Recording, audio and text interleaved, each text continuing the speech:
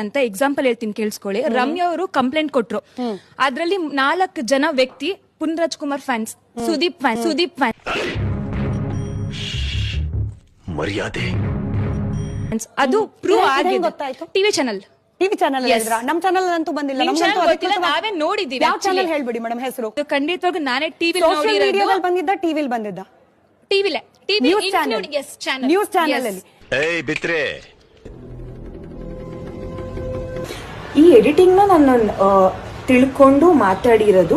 ಆ ಮಾತಾಡೋದ್ರಿಂದ ಏನಾದ್ರೂ ಪುನೀತ್ ಕುಮಾರ್ ಸರ್ ಫ್ಯಾನ್ಸ್ಗೆ ಆಗಿರ್ಬೋದು, ಇಲ್ಲ ಸುದೀಪ್ ಸರ್ ಫ್ಯಾನ್ಸ್ ಆಗಿರ್ಬೋದು, ಏನಾದ್ರು ಹರ್ಟ್ ಆಗಿದ್ರೆ ಅದಕ್ಕೂ ನಾನು ಸಾರಿ ಕೇಳ್ತೀನಿ.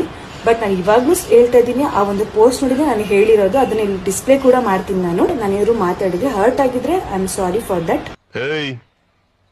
ಹೆಣ್ಣು ನೋಡಿದ್ರೆ ಕೈ ಮುಗಿಯೋ ತರ ಇರ್ಬೇಕು, ಕಣ್ಣು ಹೊಡಿಯೋ ತರ ಅಲ್ಲ.